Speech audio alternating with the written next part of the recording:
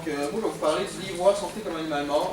Le livre parle de l'éthique animale, donc tout ce qui est relié, c'est la morale qui est reliée entre les humains et les animaux. Dans le fond, tous les questionnements, est-ce qu'on devrait être égaux aux animaux, est-ce que les animaux ont des droits, donc c'est vraiment, le livre va vraiment parler de la morale animale, et aussi va faire la défense du véganisme. L'auteur du livre s'appelle Martin Gilbert.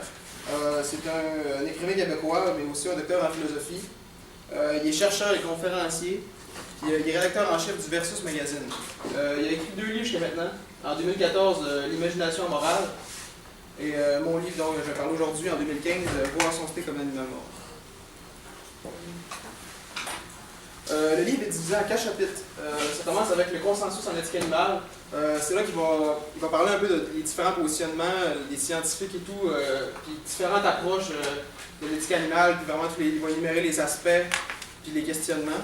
Ensuite, il va parler de l'argumentation environnementale, donc comment nos relations avec les animaux, comment l'industrie animale est reliée avec la destruction de l'environnement, et c'est ça l'environnement. Ensuite, il va parler de la dissonance cognitive, ça c'est vraiment l'aspect plus scientifique de la chose. Il va parler d'une théorie avec le cerveau qui fait qu'on. En tout cas, ça, je vais en venir plus tard, c'est pas mal le chapitre le plus théorique. Et sinon, il va parler du le véganisme et l'humanisme, c'est vraiment le chapitre qui va vraiment faire la défense du véganisme. Il va dire qu'on devrait inclure les animaux dans nos valeurs humaines. Ok. En commençant, je vais juste dire quelques termes qui sont peut-être pas clairs au début, parce que je vais sûrement servir comme. Par exemple, le spécisme, je vais parler du spécisme dans mon exposé, ça c'est vraiment un terme qui est assez récent. Ça parle un peu, comme un peu la meilleure du racisme. Le spécisme va dire que c'est la discrimination envers les animaux. C'est ça la définition du mot. Et ensuite, je vais parler aussi du paradoxe, le paradoxe animal. Donc ça, c'est le paradoxe animal, en gros, ça veut dire que l'être humain aime les animaux, mais il mange. Fait que ça, c'est vraiment, les scientifiques étudient beaucoup ce paradoxe-là. Puis il y a beaucoup de théories que le cerveau nie un peu son amour envers les animaux, puis il va vraiment chercher à comme essayer d'ignorer sa contradiction envers les animaux. Tu sais, par exemple, quelqu'un qui a des animaux domestiques qui aime beaucoup les animaux va avoir un steak dans son assiette. C'est vraiment un peu le paradoxe que les chercheurs essaient d'étudier. Bon, ok. Dans le premier chapitre, on va parler de 3 approches différentes philosophiques. En premier, on va explorer un peu le phénomène des relations entre les animaux et les hommes avec l'éthique de la vertu. Donc là, on va vraiment baser la morale sur celui qui agit en premier. Ensuite, on va parler de déontologie. Là, c'est là qu'on va parler plus de l'acte en lui-même, des droits, c'est-à-dire que est-ce que les animaux ont des droits, est-ce qu'ils ont le droit de pas, est-ce qu'on devrait interdire aux humains de faire telle chose aux animaux. Et ensuite, on va parler du conséquentialisme, c'est vraiment faire abstraction de l'acte et de celui qui agit, vraiment juste explorer les conséquences au niveau de la morale. Donc, l'éthique de la vertu. L'éthique de la vertu est basée sur Aristote. Puis, dans le fond, cette éthique-là dit qu'une bonne personne, c'est quelqu'un qui prône des vertus vraiment importantes comme la liberté, le courage, la bienveillance et l'honnêteté. Donc, l'auteur va vraiment dire, il va se poser la question, qu'est-ce qu'une bonne personne devrait manger? Et là, c'est sûr que lui, il pense que dans nos vertus, on ne devrait pas seulement inclure l'être humain, puis donc la liberté, le courage, la bienveillance et l'honnêteté, donc surtout la bienveillance, on devrait aussi l'accorder aux animaux. Il va dire que quelqu'un qui va vraiment franchir une étape de plus dans la vertu, c'est quelqu'un qui ne mangera pas d'animaux, qui va être végétarien. C'est quelqu'un qui va vraiment... qui veut pas que les êtres souffrent, parce que oui, les animaux souffrent autant que les animaux. Les animaux souffrent autant que les êtres humains. Puis il dit que vraiment quelqu'un qui est vraiment vertueux ne veut pas infliger de souffrance à qui que ce soit volontairement. Donc, oui, il y a une citation de cette année que je trouve quand même très intéressante qui résume un peu cette pensée-là, de Milan Kundera, qui est un écrivain français ici. La vraie bonté de l'homme ne peut se manifester en toute pureté et en toute liberté qu'à l'égard de ceux qui ne représentent aucune force. Le véritable test moral de l'humanité, le plus radical, qui se situe à un niveau si profond qu'il échappe à notre regard, ce sont ses relations avec ceux qui sont à sa merci, les animaux. Donc, ça, c'est vrai aussi. Des fois, on peut se rendre compte de la bonté de quelqu'un envers les plus faibles, ceux-là qui sont vraiment soumis à lui-même, et comment il va les traiter. C'est intéressant aussi. Ensuite, on va parler de la déontologie. Au début de cet aspect-là du livre, il va commencer par citer Kant, qui lui va dire qu'on ne devrait pas accorder des droits aux animaux car ce ne sont pas des êtres rationnels. Donc, l'auteur n'est vraiment pas d'accord avec ça. Il va dire que c'est pas parce que les êtres sont pas capables de raisonner de la même manière que les humains, qui valent la peine d'être mangés et qu'on ne devrait pas leur donner de droit. Lui, il va plutôt dire que c'est la capacité de souffrir qui donne le droit aux animaux de ne pas se faire tuer ou justement de ne pas souffrir. Donc, celui va vraiment dire que... c'est pas long? Ok. Ouais, c'est ça. Il va dire que le quotient ne justifie pas le meurtre, autrement dit, puis il dit que même qu'il y a beaucoup d'animaux, s'il y en a qui ne sont pas convaincus de ça, il y a beaucoup d'animaux qu'on se rend compte qui sont vraiment plus intelligents qu'on pense, comme les cochons qui sont tués par milliers. On se rend compte que il y a des tests qui sont faits, et les chercheurs sont vraiment surpris des résultats. Mais c'est même à ça, lui, il dit que ça n'a vraiment aucun rapport le quotient intellectuel, puis il dit que, pour donner un exemple, il dit, exemple, un enfant qui naît avec une déficience intellectuelle vraiment élevée, on ne peut pas le mettre dans notre assiette, on ne va pas le tuer, tu sais. Donc c'est juste pour vous dire que les animaux souffrent autant que les êtres humains. D'ailleurs, il y a des chercheurs qui disent aussi que ils ont analysé les synapses du cerveau humain, puis les neurotransmetteurs qui transmettent la douleur est vraiment exact à ceux des humains. Donc, exemple que, je sais pas, quelqu'un poignarde un animal, il va ressentir la même intensité de douleur qu'un être humain. Donc, c'est vraiment prouvé que la douleur est ressentie de la même manière chez les humains comme chez les animaux.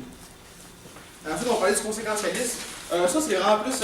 C'est pas mal plus flexible, il dit que c'est la vertu un peu la plus flexible parce que ça va vraiment dépendre d'un calcul impartial de celui qui fait le calcul, dans le fond. Puis, exemple, je vais donner un exemple, quelqu'un qui est assis au restaurant et qui a le choix entre un végé burger ou un hamburger. Là, ça va vraiment dépendre du calcul, mais l'auteur a dit que si on réfléchit comme Jérémy Bentham, qui est un utilitariste, on peut vraiment plus pencher vers le végé burger parce que pour Jérémy Bentham, le plaisir individuel ne vaut pas la souffrance des animaux qu'on encourage le système. Donc, pour lui, un bon utilitariste choisirait le végé burger et va vraiment pencher vers éviter la souffrance animale.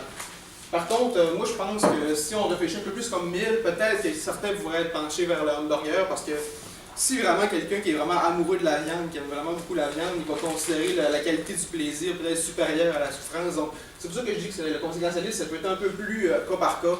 Ça ne va pas nécessairement dire « Ok, c'est vraiment mal de manger les animaux ». Il va vraiment plus avec quelques nuances. Donc, ça peut vraiment dépendre des goûts de chacun. Puis aussi, c'est parce qu'on dit que les animaux souffrent, mais imaginons une manière dans les abattoirs où les animaux ne souffriraient pas du tout, même dans l'élevage, dans ce cas-là. Oui, c'est vrai, c'est ça que j'ai oublié de dire aussi, les conséquentialistes, c'est ça, on va vraiment pencher pour un peu la viande heureuse, si on peut dire, les fermes biologiques et tout. Mais c'est ça, l'auteur du livre dit que ça devient là un peu un arrière-goût d'alibi. Il va dire que les animaux sont soumis pareil, puis sont tués, puis ils mériteraient une vie libre à la place, donc... Ça, l'auteur n'en parle pas trop, mais il dit que pour lui, c'est pas valable comme alternative. Donc. Mais c'est effectivement, les conséquentialistes vont vraiment pencher plus vers ce côté-là. Ensuite, je vais parler de l'impact de la viande sur l'environnement. Donc, en effet, 14,5% des gaz à effet de serre de la planète sont émis par les secteurs de l'agroalimentaire dans cet ordre d'importance. Donc, le bœuf, le lait, le porc, le poulet et les œufs. Donc, le lait, ça paraît peut-être pas comme ça. On parle des fois de. C'est plus concret de dire on tue des bœufs et tout, mais le lait et les œufs, c'est vraiment un secteur aussi qui pollue beaucoup, puis qui crée également aussi beaucoup de souffrance. D'ailleurs, je sais pas, c'est quoi son nom, il dit qu'il y a autant de souffrance dans un verre de lait que dans un gros steak. Donc il y a quand même. En fait, je parle tout ça des grosses fermes, les grosses industries. Peut-être au Québec, c'est moins pire parce qu'on a des meilleures conditions au niveau du lait. Mais c'est ça, donc des fois on parle peut-être un peu des secteurs-là, mais quand on parle de véganisme, on parle vraiment de pas seulement la viande, mais aussi des produits, tout ce qui est de produits animaux, donc fourrure, lait et c'est juste une petite parenthèse. Donc c'est ça, dans un steak, déjà ça contient beaucoup de ressources naturelles parce que déjà faut, un animal ça consomme beaucoup de nourriture, d'eau. Donc c'est ça, pour un seul steak, on va dépenser 6,7 grammes livres de grains. 52,8 gallons d'eau. Donc, pour Martin Gilbert, ce serait mieux de juste consommer les ressources naturelles à la base plutôt que nourrir des animaux dont on pourrait se passer dans notre alimentation, puis juste se nourrir de ce qu'eux autres se nourrissent pour un peu économiser les ressources naturelles de la planète.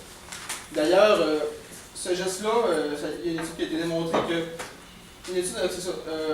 Quelqu'un qui est végétalien une seule journée par semaine est plus efficace en termes de réduction de gaz à effet de serre que d'acheter local 7 jours sur 7. Donc déjà là, acheter local 7 jours sur 7, c'est si tout le monde achetait local 7 jours sur 7, oui, peut-être que ça sauverait les camions qui font des transports, ça sauverait beaucoup de gaz à effet de serre des automobiles qui s'appellent les camions, c'est ça, livraison. Mais c'est ça, c'est peut-être frappant comme ça, c'est vrai que c'est bizarre, mais c'est vraiment ça. Une seule journée par semaine, si tout le monde, exemple, devenait végétalien une fois par semaine, déjà là, on sauverait beaucoup d'animaux, puis de souffrances, mais aussi beaucoup de ressources naturelles, puis on éviterait beaucoup de gaz à effet de serre. Ok, là, je vais parler un peu de la dissonance cognitive. Ça, c'est vraiment une théorie scientifique qui dit que nos valeurs les plus profondes sont comme obstruées par un malaise. En fait, je vais expliquer un exemple, c'est peut-être un peu plus simple, parce que c'est quand même assez complexe cette théorie. Par exemple, si on a un sans-abri dehors, puis mettons, vous, votre valeur, c'est de dire moi, je veux sauver les plus démunis, je veux être généreux envers eux, puis vous trouvez un sans-abri, puis vous ne donnez pas d'argent finalement, vous passez direct devant lui, mais là, le cerveau à ce moment-là va créer un malaise. Puis c'est là qu'il va, inconsciemment, il va comme avoir un petit clash dans nos valeurs, si on veut.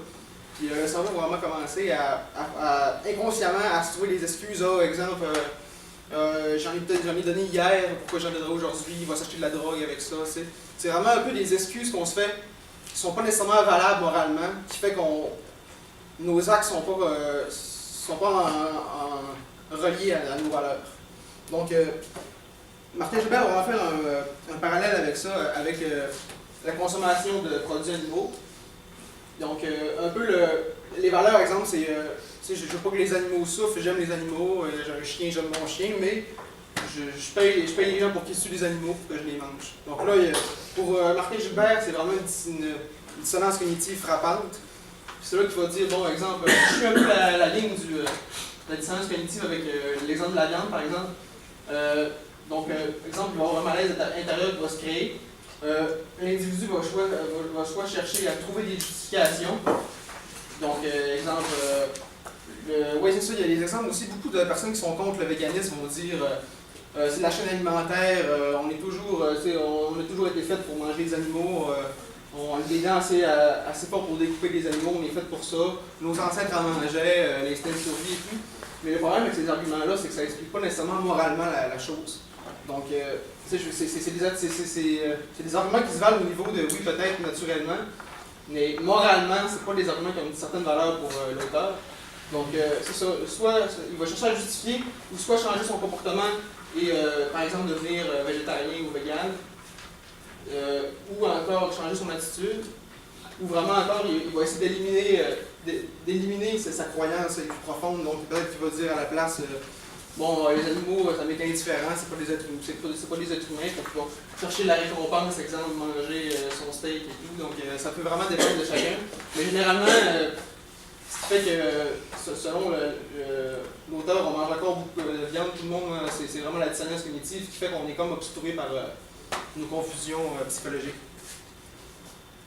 Ok, dans le dernier chapitre, l'auteur dit que le véganisme est un humaniste. Ce que ça veut dire, c'est que pour lui, quand on parle d'humanisme, si on dit un peu la racine du mot, on parle d'humain, bien sûr. Mais selon lui, un bon humaniste, c'est quelqu'un qui va. Toutes les valeurs prônées par. qu'il prône, il faut vraiment les. Comment je dirais? Il faut que les animaux, il faut qu'on inclue les animaux dans nos valeurs humaines. Donc, c'est ça. Pour lui, il y a deux types d'humanisme. Il y a l'humanisme inclusif et l'humanisme exclusif. Pour lui, l'inclusif pour l'égalité, la solidarité, la protection des plus faibles. Donc, il dit que c'est l'humanisme de Voltaire, de Rousseau, de Gandhi. D'ailleurs, je ne sais pas si Voltaire était végétarien, mais Gandhi, lui, c'est ça, lui, il prônait le végétarisme. Puis pour lui, il y a aussi l'humanisme exclusif. Puis lui, il va dire que c'est plus le suprématiste humain, c'est-à-dire qu'il va vraiment juste dire ok, oui, les valeurs d'entraide, les valeurs de solidarité, mais on va couper juste la barrière aux animaux. Donc ces valeurs-là sont seulement valables pour les humains. Donc il veut faire la nuance entre les deux, puis il dit que le véganisme, c'est vraiment un mouvement inclusif, dans le fond, un mouvement d'humanisme inclusif. Donc c'est ça, c'est ce qui conclut mon exposé. J'ai quand même trouvé le livre vraiment intéressant. Moi, je ne suis pas nécessairement végétarien ou vegan, donc ça m'a quand même intéressé. Je l'ai un peu sur ma zone de confort, puis effectivement, j'ai découvert des nouveaux aspects. Puis c'est ça, ça m'a pas convaincu nécessairement de devenir végétalien, mais je vois pas mal plus un peu mon steak comme un animal mort aujourd'hui à cause du livre. Donc, Mais quand tu dis que ça t'a pas totalement convaincu, ben, dans le sens, moi, ce que je pense, c'est que aujourd'hui, en région et tout, je trouve ça plus difficile de faire le pas pour devenir, pour changer ses habitudes, parce que, tu sais, je veux dire, si par exemple, moi, je prends l'exemple de moi, je suis pas nécessairement débrouillard pour me faire à manger sans viande, tu sais, puis il n'y a pas beaucoup de restaurants encore qui offrent des menus. C'est sûr qu'à Montréal, peut-être à ce moment-là, c'est peut-être plus facile, mais ici, c'est encore peut-être que. Mais je sais que c'est quand même une vague qui monte, en fait, il y a de plus en plus de monde qui tend le pas vers le véganisme, donc c'est possible qu'un jour, ça soit plus accessible comme mode de vie. C'est facile parce que moi, par exemple, je crois que c'est vraiment une bonne chose, mais de faire le pas pour le devenir, selon moi, c'est quelque chose de vraiment plus difficile à avoir, puis je pense pas nécessairement être prêt pour ça. Mais par exemple, ça m'a fait prendre conscience, puis j'essaie au moins de diminuer un peu ma consommation de viande. Donc ce livre-là, j'ai beaucoup aimé, et je trouve ça super intéressant. C'est ça. merci.